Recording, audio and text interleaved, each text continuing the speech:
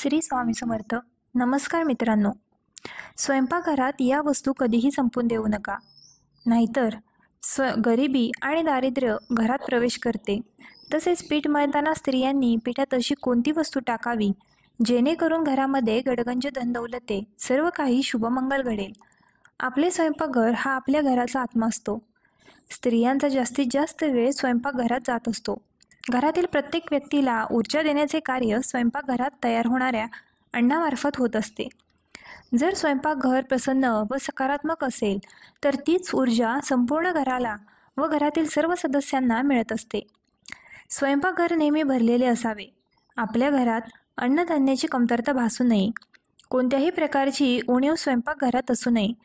आपल्या घरात बरकत राहावी. देवी अन्नपूर्णेचे वास्तव्य आपल्या किचनमध्ये व पर्यायाने देवी लक्ष्मीचे वास्तव्य आपल्या घरामध्ये राहावे असे आपल्या सर्वांनाच वाटत असते.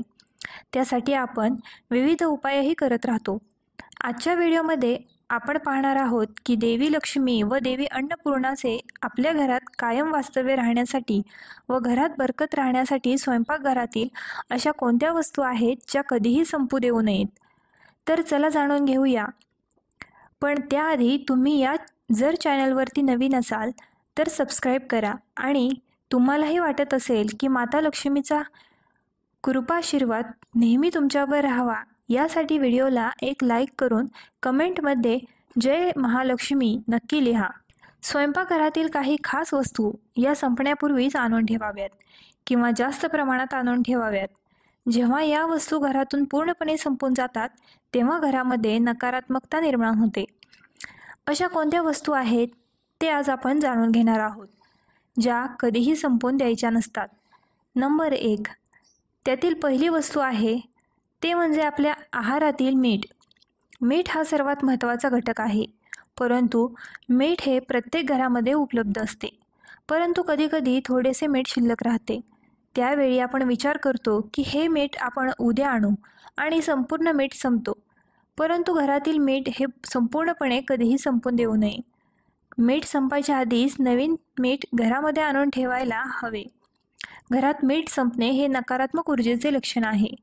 त्यामुळे घरामध्ये नकारात्मक ऊर्जा प्रवेश करते. यामुळे वास्तुदोष देखील होतो.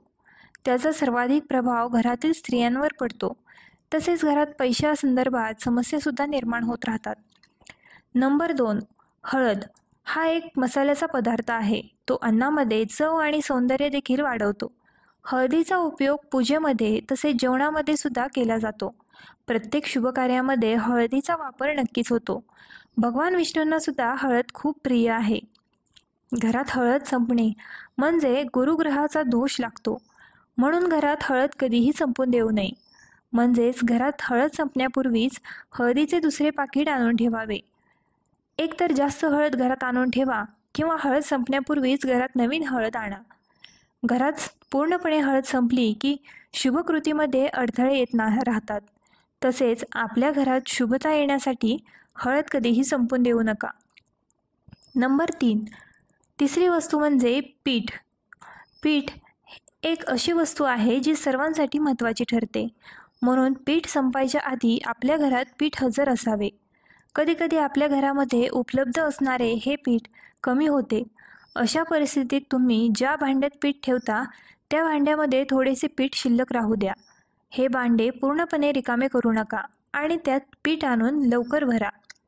जेव्हा घरामध्ये पीठ संपते तेव्हा तुमच्या मानसन्मानामध्ये हानी निर्माण होऊ शकते. नंबर 4, पुढची वस्तू आहे ती म्हणजे तांदूळ. तांदळाचा उपयोग अन्नधान्यामध्ये करतात, पण कर्मकांडांमध्ये सुद्धा मोठ्या प्रमाणावर केला जातो. अक्षता नसणे म्हणजे पूजा अपूर्ण मानली जाते.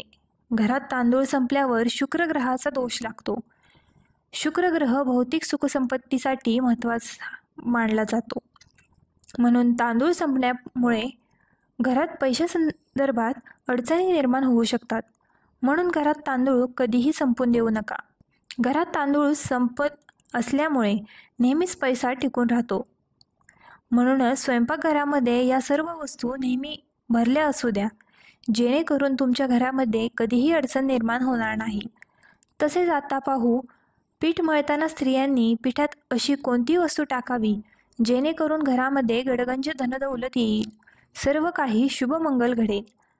आपल्या जीवनात जर काही दुःख असेल, घरात वादविवाद, भांडणे, तंटे होत असतील, घरात नेहमी पैशांची चणचण राहत असेल आणि आपल्या तिजोरीत पर्स पाकिटात खडखडाट असेल, आपल्याला मानसन्मान मिळत नसेल, तर हा उपाय करा. हा उपाय आपण दररोजही करू शकतो. उपाय अगदी साधा व सोपा आहे, परंतु त्याचा प्रभाव खूप जबरदस्त आहे. जर हा उपाय आपल्याला दररोज करणे शक्य नसेल, तर आठवड्यातील 3 दिवस तरी हा उपाय जरूर करावा. हा उपाय केल्याने आपला शुक्र मजबूत होतो. शुक्र ग्रह हा ऐश्वर्य व सुखाचा कारक आहे.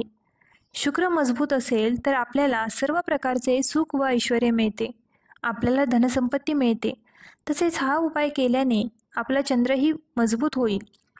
चंद्र हा आपल्या मानाचा कारक आहे, म्हणून जर चंद्र मजबूत असेल तर आपल्याला मानसन्मान मिळेल.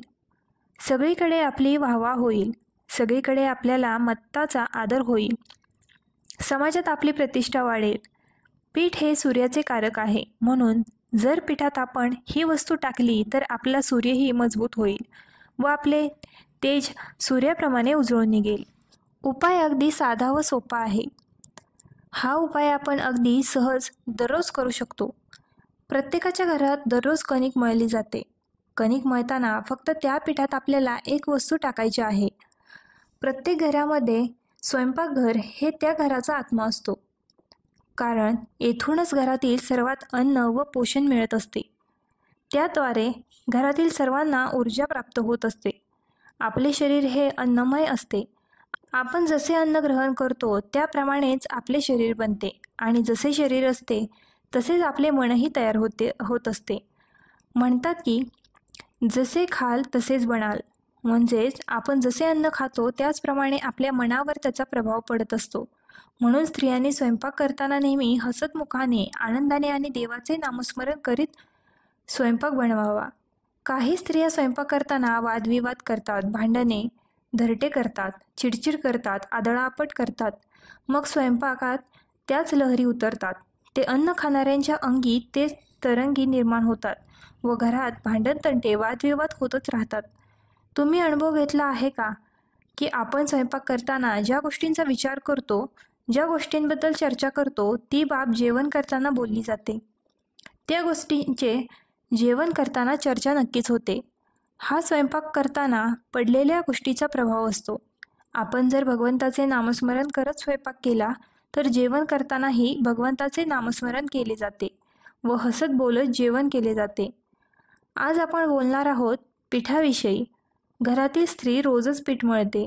कणिक मळली गेली तर ती स्त्री कणिक तशीच गोल गोल करून ठेवत नाही, तर त्या कणकेच्या गोळ्यावर हाताच्या बोटांचे ठसे उमटवते. हे आपण नेहमीच पाहतो. असे का बरं करावे? गोल गोल पिठाचा गोळा तसाच का ठेवला जात नाही? याचे खरे कारण हे आहे की आपण ज्यावेळी आपल्या पितरांसाठी, मृत व्यक्तींसाठी कणकेचे पिंड बनवतो त्यावर कोणत्याही प्रकारचे चिन्ह नसते. ते अगदी मऊ गुळगुळीत केलेले असते. त्यावर बोटे उमटवले नसतात. म्हणजेच ज्या कणकेच्या गोळ्यावर बोटांची चिन्हे नसतात, गोल गरगरीत गोळा केलेला असतो, त्या गोळ्याला पिंडासमान मानले जाते. त्या गोळ्याला पितरांची वाईट शक्ती ग्रहण करतात. म्हणून स्त्रियांनी कणिक तयार केली की त्यावर गोळ्यावर आपली बोटे उमटवावीत, म्हणजेच त्या कणकेवर पितरांचा किंवा वाईट शक्तींचा अधिकार राहत नाही. त्या कणकेच्या पोळ्या घरातील देवांसाठी व घरातील सर्वांसाठी खाण्यायोग्य बनतात. म्हणून जर तुम्हाला माहीत नसेल तर यापुढे कणिक मळल्यावर सर्वात आधी आपल्या हातांचे बोटांचे ठसे उमटवावेत, त्यानंतरच त्यांच्या पोळ्या बनवाव्यात. आता आपण पाहू की ही कणिक मळताना त्यात कोणती वस्तू टाकावी. ज्यावेळी आपण कणिक मळतो त्यावेळी त्यामध्ये थोडेसे तूप व चिमूटभर साखर टाकावी. साखर अगदी चिमूटभर टाकावी. आपण हा उपाय दररोज करू शकतो. जर दररोज हा उपाय करणे शक्य नसेल तर सोमवार, बुधवार आणि शुक्रवार तरी हा उपाय जरूर करावा. या उपायामुळे आपला चंद्र व शुक्र मजबूत होऊन त्यांची सर्व शुभ फळे आपल्याला प्राप्त होतील. दररोज स्वयंपाक झाला की सर्वात आधी आपण जी पोळी बनवतो ती पोळी आधी गाईला खायला द्यावी. म्हणजे आपल्या सर्व देवी देवतांना नैवेद्य दिल्याप्रमाणे होईल आणि सर्व देवी देवतांची कृपा आपल्यावर होईल. दुसरी पोळी किंवा त्यातील थोडासा तुकडा आपल्या गच्चीवर कावळ्यांसाठी ठेवावा, म्हणजेच आपले पितृ आपल्यावर प्रसन्न होतील. बहुतेक घरांमध्ये सर्वात शेवटची जी पोळी असते ती कुत्र्यांना दिली जाते. कुत्र्याला पोळी खायला दिल्यास आपली अदृश्य भीती दूर होते आणि शत्रूंची पीडाही नष्ट होते. म्हणून कुत्र्याला ही पोळी खायला जरूर द्यावी. परंतु शेवटची पोळी कुत्र्याला देऊ नये. त्यापूर्वीची कोणतीही पोळी कुत्र्याला देऊ शकतो, परंतु सर्वात शेवटची जी पोळी असते ती इतर पोळ्यांपेक्षा थोडी मोठी बनवावी व ती छान मऊ पोळी घराची जी लक्ष्मी आहे, जी घरातील गृहिणी आहे तिने खावी. यामुळे आपल्या घरात नेहमी भरभराट राहते. आपले घर नेहमी अन्नधान्य व धनसंपत्तीने भरलेले राहते. हा उपाय करून आपण आपल्या घरात नेहमी सुख समृद्धी आणि धनसंपत्तीची प्राप्ती करू शकतो. व्हिडिओ आवडला असल्यास आपल्या ग्लो मराठी चॅनलला लाईक, शेअर आणि सबस्क्राईब करायला विसरू नका.